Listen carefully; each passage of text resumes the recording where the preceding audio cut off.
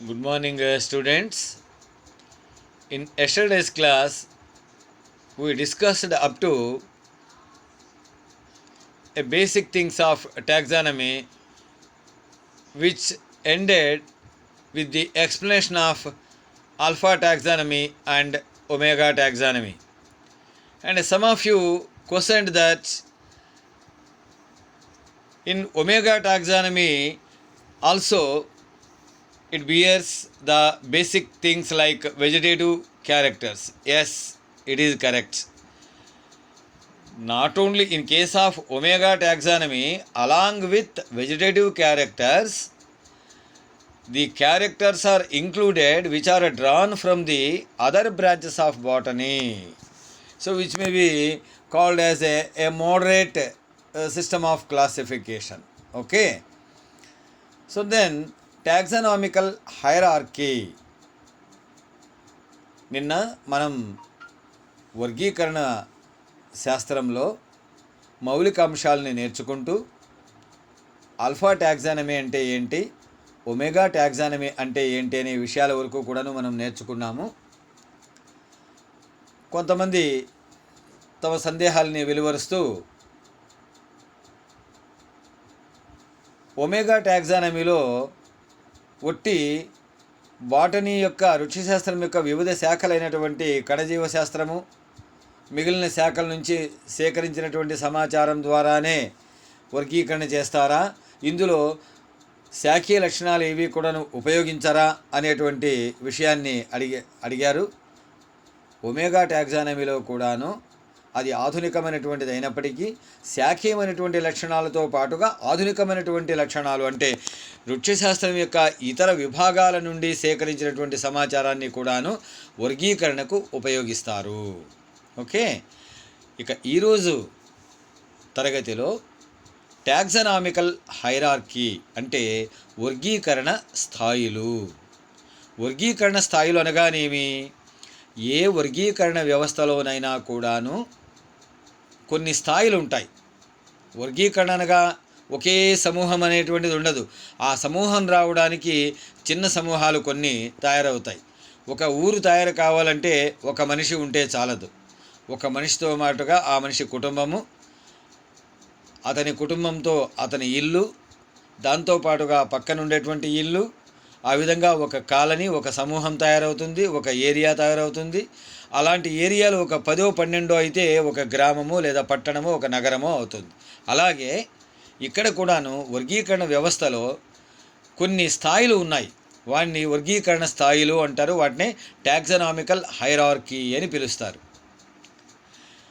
ఈ వర్గీకరణ స్థాయిలో అతి మౌలికమైనటువంటి స్థాయి ఏ వర్గీకరణ వ్యవస్థలోనైనా కూడాను the basic unit of any classification, దానిని జాతి లేదా స్పీషీస్ అని పిలుస్తారు. దగ్గరగా ఉండి సుమారుగా దగ్గరగా 100% పోలికలు కలిగినటువంటి మొక్కల సమూహాన్ని, జీవుల సమూహాన్ని జాతి లేదా స్పీషీస్ అంటారు. అలాంటి స్పీషీస్ కొన్ని కలిస్తే ప్రజాతి లేదా జీనస్ అవుతుంది. అలాంటి జీనస్లు, so the group of genus with some identical characters forms the family. ప్రజాతులు కుటుంబాలుగా అవుతాయి, కుటుంబాలని ఏర్పరుస్తాయి. అలాంటి కుటుంబాలు మరికొన్ని దగ్గర పోలికలతో కలిగినటువంటి కుటుంబాలు క్రమాలను ఏర్పరుస్తాయి. క్రమాలు శ్రేణులుగాను, శ్రేణులు ఉపతరగతులుగాను, ఉపతరగతులు తరగతులుగాను, తర్వాత అన్నిటికంటే పై ర్యాంక్ అయినటువంటి వృక్ష రాజ్యము అనేటువంటి విభాగానికి వెళ్తామన్నమాట. ఇలా ఒక్కొక్క మెట్టు, దీన్ని మెట్టు లేదా స్థాయి అంటాము కదా, ఒక్కొక్క దాన్ని కూడాను ఒక్కొక్క వర్గస్థాయి అంటాం. అలాగే కింగ్డమ్, డివిజన్ లేదా phylum, class, order, family, genus, species, ఇది పైనుండి వచ్చేటువంటిది.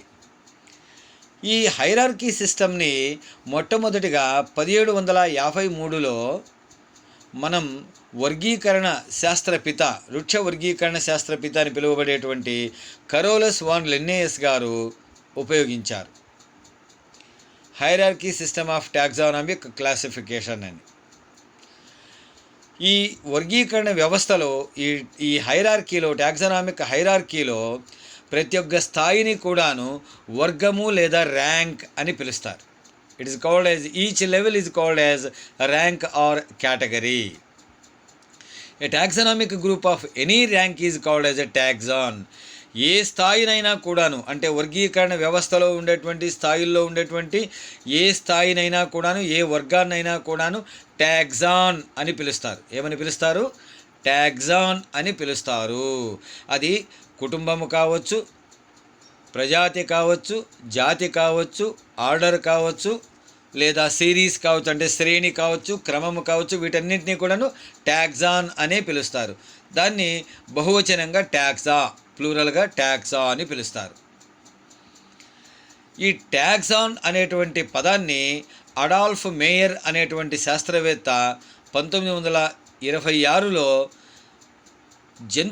జంతు సమూహాన్ని వర్గీకరణ చేయడానికి ఉపయోగించారు.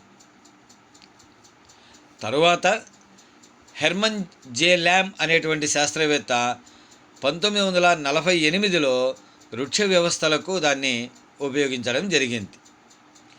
సో ఇవి వర్గీకరణ స్థాయిలు. ఇక సిస్టమాటిక్స్ అనేటువంటి పదం మనం మామూలుగా వింటూ ఉంటాం. So systematics was derived from a Latin word systema, means organized. Systematics term was appeared first in the famous work of Carolus von Linnaeus Systema Naturae. ఇక్కడ సిస్టమాటిక్స్ అనగా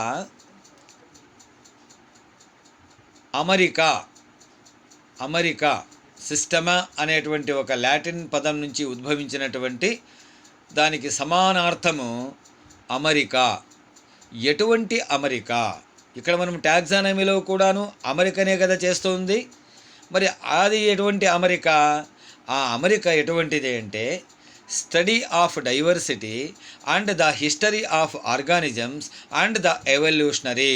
అంటే ఈ సిస్టమాటిక్స్ లేదా అమరికా అనేటువంటి విధానంలో ఏమేం పరిగణలోకి తీసుకుంటాము అంటే study of diversity and the history of organism and the evolutionary relationships between them. జీవులలోని వైవిధ్యత మరియు ఆ జీవులు పరిణామం చెందినటువంటి క్రమంలో వాటి మధ్య ఉండేటువంటి సంబంధాలు, వాటి మధ్య ఉండేటువంటి సంబంధ బాంధవ్యాలను బట్టి వాటిని అమర్చడాన్ని సిస్టమాటిక్స్ అని పిలుస్తారు. సో మనం ఇంకో విధంగా the science of organisational diversity is systematics. Organisational diversity is systematics అంటే వైవిధ్యతను ఆధారంగా చేసుకొని చేసేటువంటి అమరికను సిస్టమాటిక్స్ అని కూడా మనము పిలవచ్చు. సో ఇది ఈ విధంగా ఉంటే టాక్సానమీ అంటే ఏమి? మనం మామూలుగా చేసేటువంటి దాంట్లో గుర్తింపు, నామీకరణ మరియు వర్గీకరణ మరియు దాని వర్ణన అని కూడా మనం పిలుస్తాం. ఇది మామూలుగా ఉండేటువంటి టాక్సానమీ అనే దానికి అర్థము. సిస్టమాటిక్స్ అంటే ఏమిటి? సిస్టమాటిక్స్ అంటే మనము జీవ పరిణామాన్ని, జీవితం యొక్క చరిత్రను అర్థం చేసుకుంటూ వాటి సంబంధాలని బట్టి జీవుల మధ్యలో ఈ జీవ పరిణామ సంబంధాలు ఎలా ఉన్నాయనే లక్షణం మీద ఆధారపడి వాటిని సరైనటువంటి క్రమంలో అమర్చడాన్ని సిస్టమాటిక్స్ అని పిలుస్తారు. తర్వాత ఇంపార్టెంట్గా మనకు ఇందులో మనం చూడవలసినటువంటిది ఫండమెంటల్స్ ఆఫ్ టాక్సానమీ. వర్గీకరణ శాస్త్రంలో మౌలికమైనటువంటి అంశాలు ఏమిటి? ఇందులో 3 మౌలికమైనటువంటి అంశాలు ఉంటాయి. ఇంతకుముందే మనం తెలుసుకున్నాము. Identification, nomenclature and classification. గుర్తింపు, నామీకరణ మరియు వర్గీకరణ. ఐడెంటిఫికేషన్ అనగానేమి? Determination of an unknown plant species. So once again let us go for English medium. See, fundamentals of taxonomy. You can say there are 3 major basic components of taxonomy. They are identification, nomenclature and classification. What is this identification? Determination of an unknown plant species. ఒక తెలియనటువంటి మొక్కని సేకరించడం. Identification of a taxon is a prerequisite for any study based on it. It is the determination of taxon based on overall similarities and dissimilarities with other taxa. By comparing the characters of the representative specimen of a given taxon. So ఇక్కడ ఈ గుర్తింపు అనేటువంటిది ఒక తెలియనటువంటి మొక్కని గుర్తించడం. ఎలా గుర్తిస్తావు? ఆ గుర్తించడం అనేటువంటిది భిన్నమైనటువంటి ఈ వర్గీకరణ వనరుల ద్వారా జరుగుతుంది. ఈ వర్గీకరణ వనరులు నేరుగా మనం సేకరించినటువంటి తెలియని మొక్కను అథెంటిక్ హెర్బేరియంతో ఆ అథెంటిక్ హెర్బేరియం స్పెసిమెన్స్తో దాన్ని పోల్చి చూసుకోవడం. ఇండైరెక్ట్లీ అంటే పరోక్షంగా డిస్క్రిప్షన్, ఇలస్ట్రేషన్స్ ఎట్సెట్రా ఎవరైనా అంతకు మునుపు దాన్ని అలాంటి లక్షణాలు కలిగినటువంటి మొక్కల్ని వర్ణించి ఉంటే వాటితో పోల్చి చూసుకోవడం. లేదా ఫ్రమ్ ది ఫ్లోరా లిటరేచర్, మనకు మామూలుగా ఆయా ప్రాంతాలకు సంబంధించినటువంటి మొక్కల యొక్క లక్షణాలు మరియు మొక్కల యొక్క వర్ణనంతా కూడాను కొన్ని పుస్తకాల్లో నిక్షిప్తం చేయబడి ఉంటుంది. వాటిని ఫ్లోరాలు అని పిలుస్తారు. ఫ్లోరా అనగా ఒక ప్రదేశంలో పెరిగేటువంటి వృక్ష సంపద యొక్క సమాచారం, సంపూర్ణమైనటువంటి సమాచారం. మనం సేకరించినటువంటి మొక్కను ఆ ప్రాదేశికమైనటువంటి ఫ్లోరాల యొక్క లిటరేచర్తో, సాహిత్యంతో మనం పోల్చి చూసుకుంటే మనకు ఆ మొక్క యొక్క లక్షణాలు అవగతమవుతాయి. దాన్ని ఏ వర్గస్థాయికి చెందుతుంది, ఏ వర్గస్థాయిలో అది ఉంది అనేటువంటి దాన్ని మనం గుర్తించవచ్చు. అదేవిధంగా వర్గీకరణ శాస్త్రానికి సంబంధించినటువంటి మాన్యువల్స్, మోనోగ్రాఫ్స్, జర్నల్స్ మొదలైనటువంటి వాటిని మనం ఉపయోగించి వాటిని గుర్తించవచ్చు. అదేవిధంగా ఆధునికమైనటువంటి రోజుల్లో కంప్యూటర్ పంచ్ కార్డ్ కీస్ అనేటువంటివి కూడాను, అంటే సాఫ్ట్వేర్ పద్ధతిలో గణన యంత్రం ద్వారా కూడాను వాటిని మనము గుర్తించవచ్చును. Sometimes the specimen may not agree or compare with the existing predetermined specimens. కొన్నిసార్లు మనం సేకరించినటువంటి మొక్క దేంతో కూడాను మనకు పోలిక కనపడదు. In such a case, it is taken to be new to science. అటువంటిప్పుడు ఏమవుతుంది, మనం సేకరించినటువంటి మొక్క గుర్తించేటువంటి క్రమంలో ఎక్కడ కూడాను దాని లక్షణాలు ఎక్కడ కూడాను మనకు కనిపించకపోతే దానిని మనము కొత్తదిగా, అంటే ఆ లొకాలిటీకి కానీ, ఆ రాష్ట్రానికి కానీ, ఆ దేశానికి కానీ, ఆ ప్రాంతానికి కానీ కొత్త మొక్కగా దాన్ని పరిగణిస్తారు. మనకు మామూలుగా ఈ పెద్దవైనటువంటి బొటానికల్ గార్డెన్స్ కొన్ని ఉన్నాయి. అందులో రాయల్ బొటానికల్ గార్డెన్ క్యూ ఇంగ్లాండ్లో ఉండేటువంటిది largest herbarium reserve, international centre for plant identification. అక్కడ index Kewensis, newly identified plants, description, information and nomenclature. అదేవిధంగా ఇండియాలో botanical survey of India helps in the identification of plants in the country. మన దేశంలో కలకత్తాలోను మరియు ఒక బ్రాంచ్ కోయంబత్తూరులోనూ ఉండేటువంటి botanical survey of India BSI మన దేశంలో మనం సేకరించేటువంటి కొత్త మొక్కల్ని కనుక్కోవడానికి, గుర్తించడానికి అవి సహకరిస్తాయి. అదేవిధంగా హెర్బేరియం అనేటువంటిది ఇలాంటి మొక్కల్ని సేకరించి వాటిని ఒక పద్ధతి ప్రకారం ఒక అట్ట ముక్కల మీద వాటిని అతికించి భద్రపరిచేటువంటి ప్రదేశాన్ని హెర్బేరియం అని పిలుస్తారు. ఏ విశ్వవిద్యాలయాలకి వాటి వృక్షశాస్త్ర సంబంధమైనటువంటి శాఖలలో ఆ హెర్బేరియంలు ఉంటాయి. మనకు ఉదాహరణకు ఎస్కేయు హెర్బేరియం, మన ఎస్కే యూనివర్సిటీలో ఉండే బాటనీ డిపార్ట్మెంట్లో ఉండేటువంటి హెర్బేరియంని ఎస్కేయు హెర్బేరియం అని పిలుస్తారు. ఇక ఐడెంటిఫికేషన్ తర్వాత, గుర్తింపు తర్వాత నామీకరణ. మనకు తెలుసు అన్ని మొక్కలకు కూడాను పేర్లు ఉంటాయి కదా. మరి కొత్తగా పేర్లు ఎందుకు కావాలి? మనం పిలిచేటువంటి పేర్లన్నీ కూడాను ఎటువంటి పేర్లవి? వెర్నాకులర్ నేమ్స్ అంటారు. అంటే స్థానికమైనటువంటి పేర్లు, లోకల్ నేమ్స్ అన్నమాట. సో లోకల్ నేమ్స్ మనము స్థానికమైనటువంటి పేర్లతో మనం పిలిచినప్పుడు పక్క రాష్ట్రం వాడికే అర్థం కాదు, ఇక విదేశస్తులకు ఎలా అర్థమవుతుంది? సో దీనికై ప్రపంచవ్యాప్తంగా ఉండేటువంటి వృక్ష శాస్త్రవేత్తలంతా కూడాను కలిసి మొక్కలకు ఒకే రకమైనటువంటి శాస్త్రీయమైనటువంటి పేరు ఉండాలి అనేటువంటి ఒక తీర్మానాన్ని చేశారు. Once the taxon has been identified, అంటే ఇది ఒక ప్రక్రియ. ఒక్కసారి మనం సేకరించినటువంటి మొక్క గుర్తింపబడిన తరువాత it becomes necessary to give a scientific name to it. So nomenclature is the naming of a taxon correctly. మనం సేకరించిన తర్వాత దానికి ఒక పేరు పెట్టడం కూడాను అంతే అవసరం.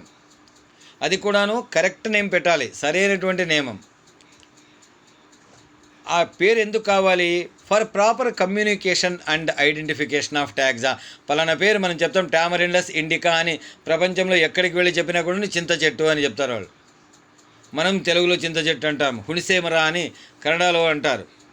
ఓకే, సో దీనికి గాను ప్రపంచవ్యాప్తంగా ముందుగా అంతా ఏం జరిగింది? అనేక బహునామీయ సిద్ధాంతం వచ్చింది. అదేవిధంగా గ్యాస్పర్డ్ బ్యాహిన్ అనేటువంటి శాస్త్రవేత్త మొట్టమొదటిగా ద్వినామ సిద్ధాంతాన్ని అనుకున్నా కూడాను త్రినామ సిద్ధాంతం అంటే 3 పదాలు ఉండేటువంటి పేర్లను పెట్టాడు.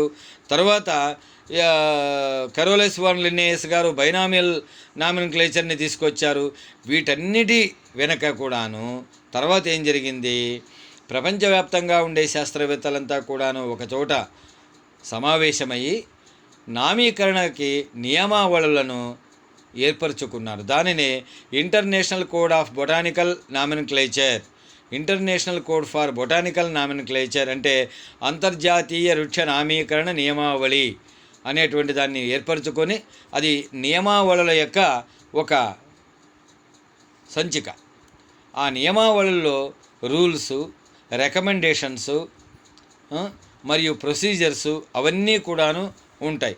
అంటే అందులో నామీకరణ చేయడానికి ఏమేమి సూత్రాలు పాటించాలి, ఎలాంటి నియమాలు ఉంటాయి అనేటువంటి దాన్ని ఐసిబిఎన్ మనకు తెలియజేస్తుంది. ఇది ప్రతి 5 సంవత్సరాలకు ఒకసారి కూడాను శాస్త్రవేత్తలంతా కూడాను ప్రపంచ స్థాయిలో సమావేశమై అక్కడ అప్పటికప్పుడు ఈ ఐసిబిఎన్ యొక్క రూల్స్ అండ్ రెగ్యులేషన్స్ మార్పు చెందుతూ ఉంటాయి.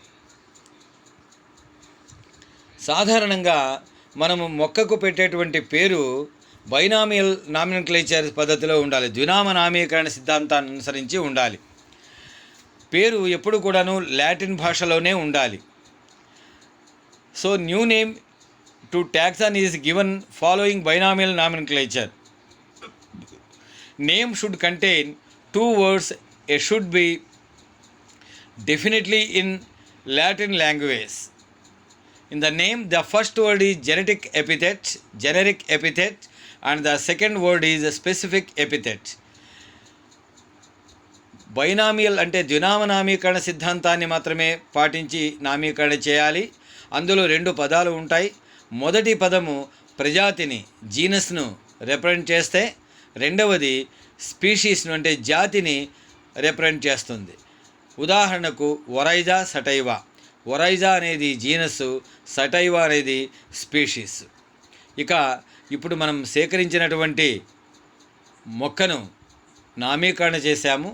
ఇప్పుడు ఆ మొక్కను వర్గీకరణ చేయడం.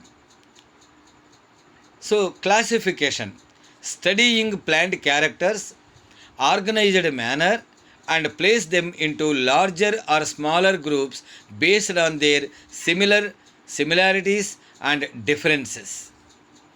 Then arranged in a sequential manner into categories according to their levels, and each category given a name following the rules of nomenclature. For example, similar plants are grouped under species, similar species under genus, and so on. ఇక్కడ సేకరించినటువంటి మొక్కకు నామీకరణ చేసిన తర్వాత దాని లక్షణాలన్నీ కూడాను వేరు వ్యవస్థ నుండి విత్తనం వరకు కూడాను పట్టిక చేసుకుని వాటన్నిటినీ కూడాను ఒక సరైనటువంటి క్రమ పద్ధతిలో అమర్చుకుంటూ వెళ్ళి ఏ లక్షణాలతో అది పోలి ఉంటుందో, వేటితో అయితే విభేదాన్ని చూపిస్తుందో వాటిని బట్టి ఆ మొక్కను వివిధ వర్గస్థాయిలతో చేస్తూ పోవడాన్ని క్లాసిఫికేషన్ లేదా వర్గీకరణ అంటారు. Classification is the arrangement of groups of plants which particular characteristics by rank or position according to certain criteria and placing them within the taxonomical hierarchy. So వాటి లక్షణాలను బట్టి ఆ వర్గ స్థాయిల లోపలనే వాటిని అమర్చడాన్ని క్లాసిఫికేషన్ లేదా వర్గీకరణ అని పిలుస్తారు. It includes the determination of plant position on rank for new taxa as well as old taxa which has even remodeled, divided, united, transferred on the rank lineage.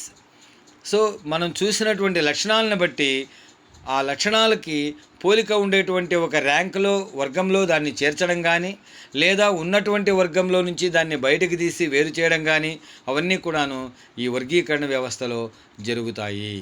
So ఇది వర్గీకరణ వ్యవస్థలోని 3 మౌలికమైనటువంటి అంశాలు. తర్వాత వర్గీకరణ రకాలు కూడా ఉన్నాయి. అవి తర్వాతి తరగతిలో మనం నేర్చుకుందాం.